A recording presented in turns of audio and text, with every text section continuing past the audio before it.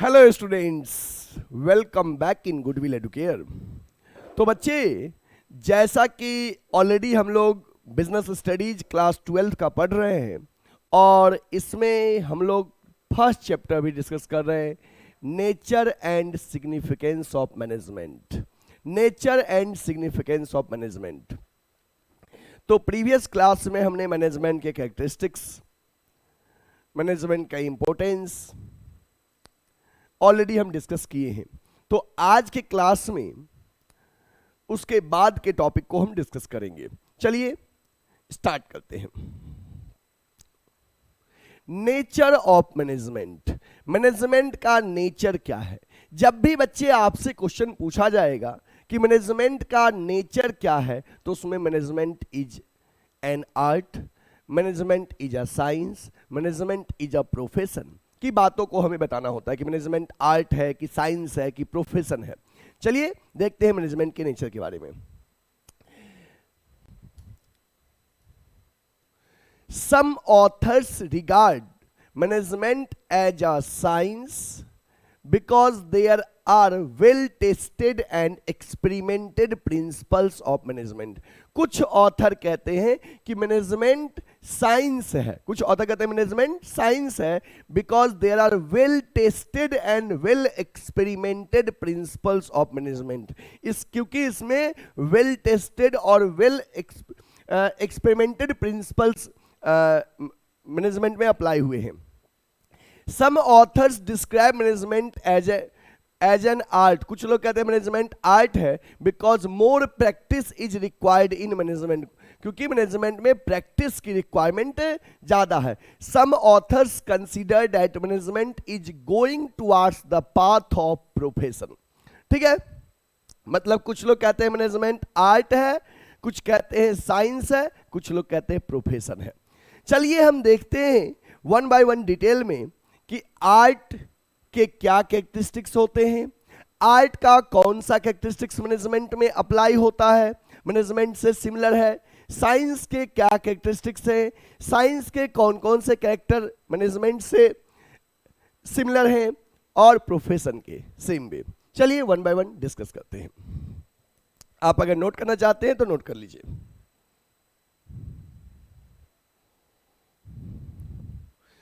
Management as an art. बच्चे, पहला art का फीचर है सिस्टमैटिक बॉडी ऑफ नॉलेज और existence of theoretical knowledge. Art क्या है? सिस्टमैटिक बॉडी ऑफ नॉलेज है। आर्ट के अपने बेसिक नॉलेज थ्योरी होते हैं, तो ऐसे ही मैनेजमेंट के भी अपने सिस्टमैटिक नॉलेज होते हैं। मैनेजमेंट पे भी कई सारे बुक्स अवेलेबल हैं। तो जैसे art systematic body of knowledge है, ऐसे ही मैनेजमेंट भी सिस्टमैटिक बॉडी ऑफ नॉलेज है। बहुत सारे मैनेजमेंट पे किताबें हैं। ठीक है, मैनेजमेंट पे भी बेस्ड थ्योरेटिकल किताबें हैं। तो art systematic body of knowledge है, management is also systematic body of knowledge. तो ये जो फीचर्स है आर्ट का, ये 100% मैनेजमेंट में एग्जिस्ट करता है, ये एग्जिस्ट करता है। Personalised application. बच्चे, आर्ट में क्या होता है, सब कोई सीखता सेम चीज है, बट पर्सन टू पर्सन उसे अप्लाई करने पे अंदाज अलग होता है। क्योंकि सब लोग सीखता वही राग है, बट सबके उसको अप्लाई करने का तरीका अलग है। जैसे थ्योरी पॉइंट ऑफ व्यू से बात करूं तो मैनेजमेंट के थ्योरी प्रिंसिपल सभी लोग पढ़ते वही हैं, सबने बिजनेस स्टडीज में वही पढ़ा है, बट सारे टीचर्स के पढ़ाने का तरीका अलग होता है। आप देखो ना कि पढ़ते सब लोग बिजनेस स्टडीज में वही हैं, बट क्या सब लोग सेम एक जैसे पढ़ाते हैं? नहीं। टीचिंग एक आर्ट है, हम सबने सीखा वही नॉलेज, बट उसे अप्लाई कैसे करना है ये पर्सन टू पर्सन वेरी करता है। पर्सनलाइज्ड एप्लीकेशन आ जाता है। तो आर्ट का ये भी फीचर मैनेजमेंट में एग्जिस्ट करता है। Based on practice and creativity. बच्चे, हम टीचर्स जैसे बार बार अच्छे से पढ़ाएंगे, लॉन्ग ड्यूरेशन तक पढ़ाएंगे, लंबे टाइम से पढ़ाएंगे, तो हम लोग एक्सपर्ट बनते जाते हैं। सेम वे मैनेजमेंट में भी होता है। एक मैनेजर जितने लंबे टाइम से वो मैनेजमेंट करेगा उतना ज़्यादा एक्सपर्ट होते जाएगा। तो based on practice and creativity, practice पे बेस्ड होता है, क्रिएटिविटी पे बेस्ड होता है, तो ये फीचर्स भी आपका एग्जिस्ट करता है बच्चे मैनेजमेंट में। इट मीन्स हम कह सकते हैं कि आर्ट के तीनों फीचर्स मैनेजमेंट में अप्लाई होते हैं, मैनेजमेंट में एग्जिस्ट करता है। Systematic body of knowledge, personalise application and based on practice and creativity. चलिए नेक्स्ट हम देखते हैं साइंस के कौन कौन से फीचर्स हैं।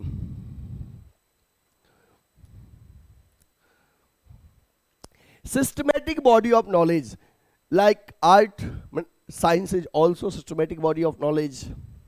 तो साइंस के ये फीचर मैनेजमेंट में है, क्योंकि मैनेजमेंट भी सिस्टमैटिक बॉडी ऑफ नॉलेज है, ये एग्जिस्ट करता है 100%। Principles are based on repeated experiments. Science के जो प्रिंसिपल्स हैं ये रिपीटेड एक्सपेरिमेंट पे बेस्ड है।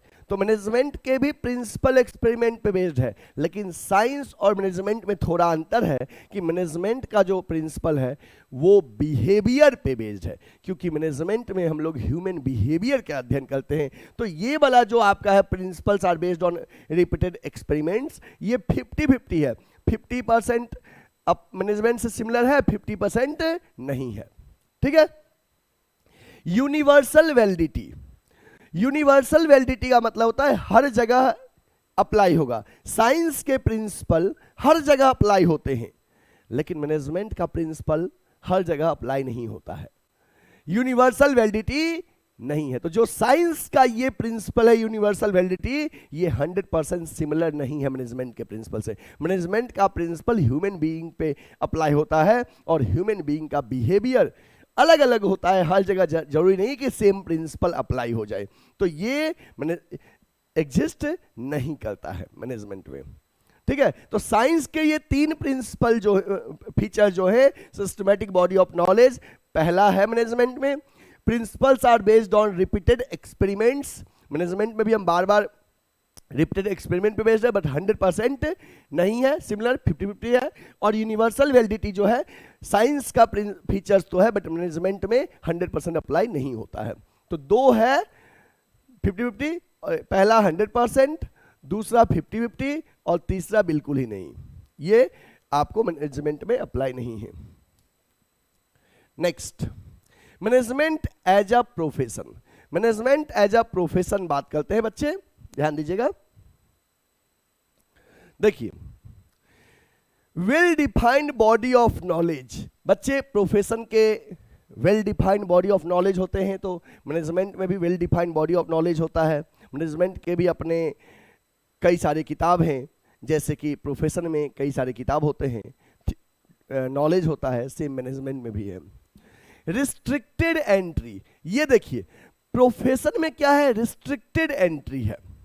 हर कोई डॉक्टर नहीं बन सकता है, डॉक्टर के लिए MBBS की डिग्री चाहिए, लेकिन मैनेजमेंट के लिए ऐसा कुछ नहीं है। हाँ, कुछ ऑर्गेनाइजेशन हैं जो कहते हैं नहीं हमारे यहाँ आपको मैनेजर बनना है तो आपको MBA की डिग्री होनी चाहिए, बट ये जो ही नहीं है कि हर मैनेजर को के लिए MBA की डिग्री चाहिए। तो रिस्ट्रिक्टेड एंट्री कहता है कि प्रोफेशन में उस पर्टिकुलर प्रोफेशन से रिक्वायर्ड जो डिग्री चाहिए वो होना चाहिए, बट ऐसा मैनेजमेंट में 100% नहीं है।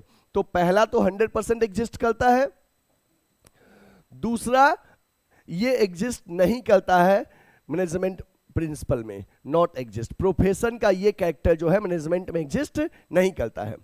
प्रेजेंस ऑफ प्रोफेशनल एसोसिएशन, बच्चे जो प्रोफेशन है उसमें प्रोफेशनल एसोसिएशन होते हैं, जैसे मेडिकल को मैनेज कौन करता है, medical council of India.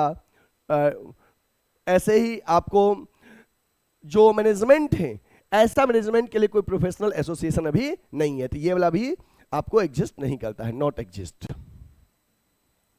Next, existence of ethical code, बच्चे हर प्रोफेशन के अपने इथिकल कोड होते हैं, इथिक्स होते हैं जो फॉलो करना होता है उन प्रोफेशन में, बट मैनेजमेंट के ऐसे कोई इथिकल कोड्स नहीं है, नॉट एग्जिस्ट।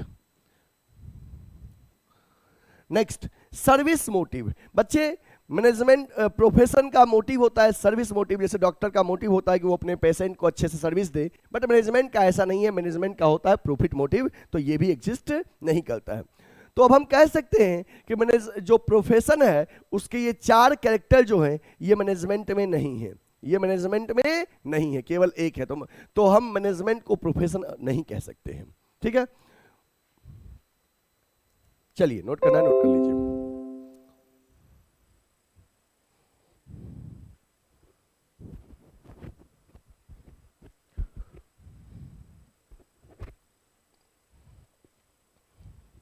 ओके, नेक्स्ट, चलिए अब हम बात करते हैं बच्चे लेवल्स ऑफ मैनेजमेंट। मैनेजमेंट के लेवल क्या हैं?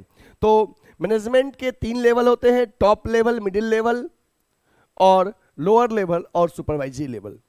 ठीक है, जैसे मैनेजमेंट जो वर्ड है वो एक सिंगल पर्सन से नहीं बना है, मैनेजमेंट के लिए ग्रुप ऑफ पर्सन चाहिए। जब हम कहते हैं ऑर्गेनाइजेशन का मैनेजमेंट, तो मैनेजमेंट एक पर्सन की बात नहीं कर रहा है, ग्रुप ऑफ पर्सन की।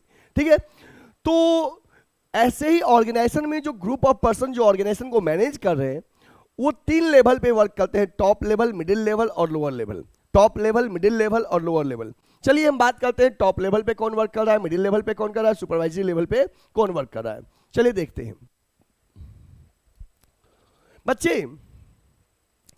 आप देखिए, पहले ये टॉप लेवल है, फिर मिडिल लेवल है, फिर सुपरवाइजरी लेवल है। आप यहां पे ऑब्जर्व करेंगे कि टॉप लेवल से मिडिल लेवल और लोअर लेवल तक ऑथोरिटी का डायरेक्शन नीचे की ओर है, कि मतलब ऑथोरिटी जो है टॉप से मिडिल और मिडिल से लोअर की ओर मूव करता है। समझ में आ गया ना? टॉप टू बॉटम मूव करता है ऑथोरिटी, और अकाउंटेबिलिटी जो है वो बॉटम टू टॉप मूव करता है। हर सबऑर्डिनेट अपने सुपीरियर के लिए अकाउंटेबल होता है। चलिए देखते हैं इसके बारे में। टॉप लेवल मैनेजमेंट, इसमें आएगा board of directors, chairman, general manager, president, vice president, CEO, CFO, chief operating officer, ये टॉप लेवल में आएगा आपको। मिडिल लेवल में कौन आएगा बच्चे? कोई भी डिपार्टमेंटल हेड जो होता है, लाइक परचेज डिपार्टमेंट का हेड, सेल्स डिपार्टमेंट का हेड, ये सब मिडिल लेवल में आएगा। Like purchase manager, sales manager, marketing manager, executive officer, plant superintendent, divisional head, departmental head, ये मिडिल लेवल में आएगा। और सुपरवाइजरी लेवल में कौन आएगा बच्चे? सुपरवाइजरी लेवल में आएगा supervisor, superintendent, foreman, section officer, clerk, सब डिपार्टमेंट एग्जीक्यूटिव, ये सुपरवाइजरी लेवल में आएगा। ठीक है, जो सुपरवाइजरी लेवल लोअर लेवल होता है वो डायरेक्ट वर्कर से कनेक्टेड होते हैं। ठीक है, टॉप लेवल ऑर्गेनाइजेशन के की डिसीजंस, मेन डिसीजंस को लेते हैं। मिडिल लेवल लिंकिंग पिन होता है टॉप और सुपरवाइजरी लेवल का, और सुपरवाइजरी लेवल डायरेक्ट एसोसिएटेड होता है वर्कर से। तो आप इसका अगर नोट करना चाहते हो तो नोट कर लो, लिख लीजिए।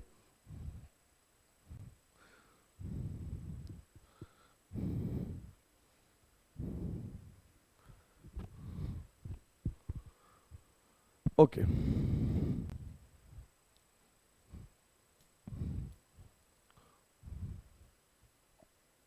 चलिए बच्चे देखते हैं टॉप लेवल मैनेजमेंट के फंक्शंस के, टॉप लेवल मैनेजमेंट के क्या क्या फंक्शंस हैं।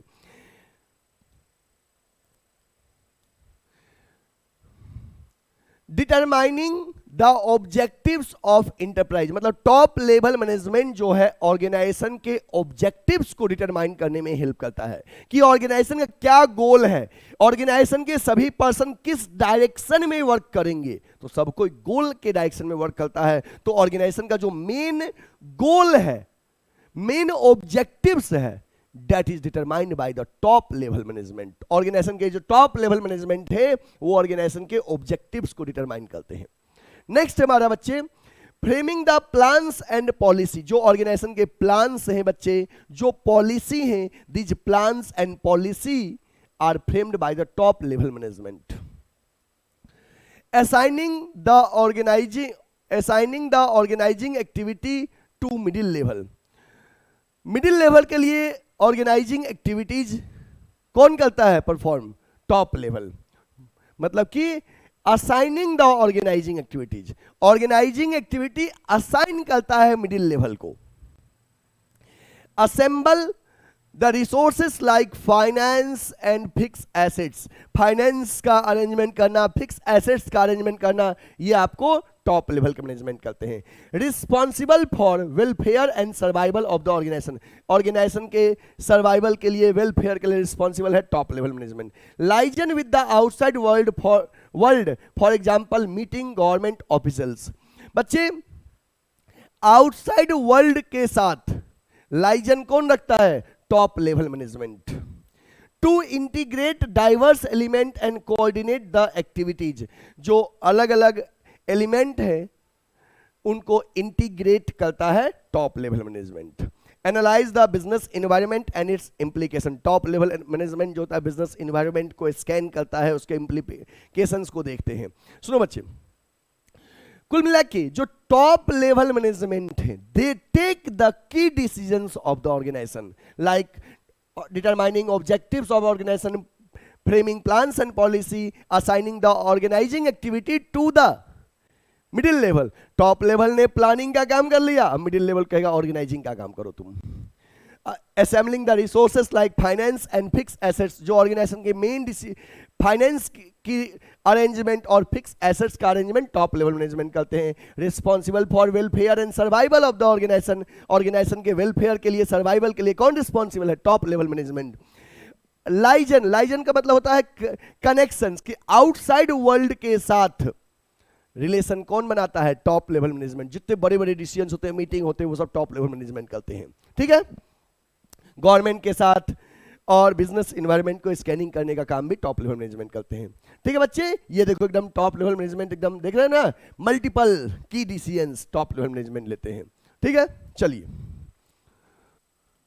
नेक्स्ट हम बात करते हैं मिडिल लेवल के फंक्शंस को। मिडिल लेवल मैनेजमेंट, देखिए बच्चे, मिडिल लेवल मैनेजमेंट जितने भी डिपार्टमेंटल हेड होते हैं, जितने भी डिपार्टमेंटल हेड होते हैं वो मिडिल लेवल मैनेजमेंट में आते हैं। डिपार्टमेंटल हेड, इनका वर्क क्या है? Interpretation of policy framed by top level management to lower level. जो टॉप लेवल मैनेजमेंट जो प्लान्स एंड पॉलिसी बनाया है उसको लोअर लेवल तक कम्युनिकेट करना मिडिल लेवल का वर्क है। Organising the activities of their department, middle level का काम होता है कि अपने डिपार्टमेंट, जैसे परचेज मैनेजर परचेज डिपार्टमेंट को, सेल्स मैनेजर सेल्स डिपार्टमेंट को, मार्केटिंग मैनेजर मार्केटिंग डिपार्टमेंट को, कि अपने डिपार्टमेंट को के लिए जितने भी एक्टिविटीज होंगे उनको प्रॉपरली ऑर्गेनाइज करना मिडिल लेवल का काम है। Recruiting, selecting and appointing required employ, जो रिक्रूटमेंट का वर्क है, मतलब स्टाफिंग का जो भी काम है, ये middle level work middle level manager करते हैं। जो स्टाफिंग का काम है, किसको हायर करना है, सिलेक्शन का प्रोसेस क्या होगा, ये सब काम मिडिल लेवल का। तो देखिए, टॉप लेवल पॉलिसी बना दिया, अब मिडिल लेवल क्या किया? लोअर लेवल तक उसको कम्युनिकेट किया। जितने ऑर्गेनाइजेशन में पोस्ट बने उसको फिल करने का काम मिडिल लेवल कर रहा है, स्टाफिंग का काम। Motivating the persons to perform their best ability, middle level क्या करता है? पर्सन्स को मोटिवेट भी करता है कि अपना बेस्ट देने के लिए। Cooperate with the other departmental for a smooth functioning, middle level क्या करता है? अदर डिपार्टमेंट के साथ कोऑपरेट करता है कि वो ऑर्गेनाइजेशन में वर्क स्मूथली परफॉर्म हो। Responsible for all the activities for first line manager, जितने भी फर्स्ट लाइन मैनेजर होते हैं जो वर्कर्स डायरेक्ट कनेक्टेड होते हैं उनके लिए ये रिस्पॉन्सिबल होता है। चलिए नेक्स्ट हम आगे देखते हैं।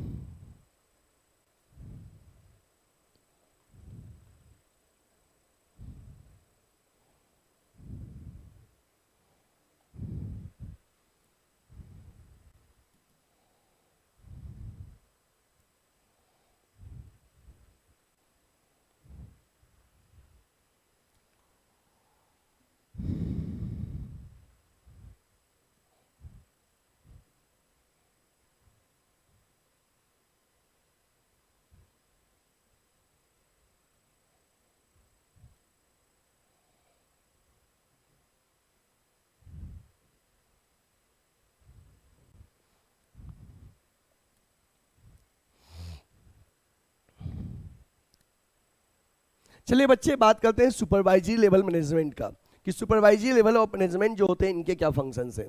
तो रिप्रेजेंटिंग द प्रॉब्लम्स और ग्रीवियंसेस ऑफ द वर्कर, की वर्कर के प्रॉब्लम्स और ग्रीवियंसेस को सुपरवाइजरी लेवल मैनेजमेंट क्या करता है, रिप्रेजेंट करता है। Maintaining the good working condition, supervisory level management क्या करता है, वर्कर को गुड वर्किंग कंडीशन प्रोवाइड करता है, क्योंकि worker supervisory level lower level management के साथ एसोसिएटेड होते हैं, डायरेक्ट कांटेक्ट में होते हैं, तो उनको वर्किंग कंडीशन सही हो, सेफ हो, ये प्रोवाइड करते हैं मिडिल लोअर लेवल और supervisory level management. Developing healthy relation between superior and subordinate, superior और सबऑर्डिनेट में हेल्दी रिलेशन प्रोवाइड करने काम करते हैं, डेवलप करते हैं। Looking to the safety of worker, worker के सेफ्टी को ध्यान रखते हैं।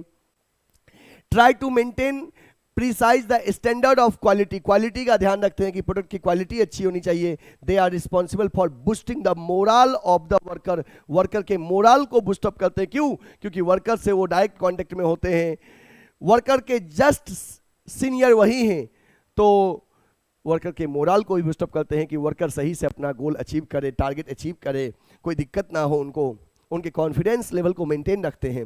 Minimising materials wastage and maintaining safety, जो रिसोर्सेज का वेस्टेज होता है उसको मिनिमाइज करने का काम करते हैं। Responsible for quality, quantity and loyalty of the worker, quality पे ध्यान रखते हैं, क्वांटिटी पे ध्यान रखते हैं, वर्कर के लॉयल्टी पे ध्यान रखते हैं। ये आपको सुपरवाइजरी लेवल हो गया जो वर्कर के साथ डायरेक्ट एसोसिएटेड है। ठीक है, अगर आप इसको नोट करना चाहते हैं नोट कर लीजिए।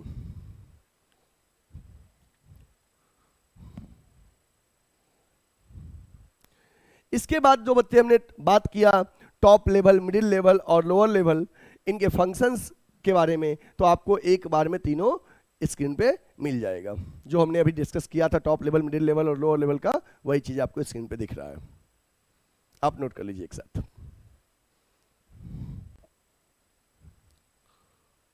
ठीक है, तो आज के सेशन के लिए इतना ही, फिर मिलते हैं हम नेक्स्ट क्लास में। और आप अगर हमारे सेशन को देखे हैं और सब कुछ समझ में आया है तो लाइक कर दीजिए सेशन को, एक अच्छा सा कमेंट कर दीजिए और सब्सक्राइब कर लीजिए चैनल को, जिससे कि आपको लेटेस्ट अपडेट हमेशा मिलते रहे। Thank you.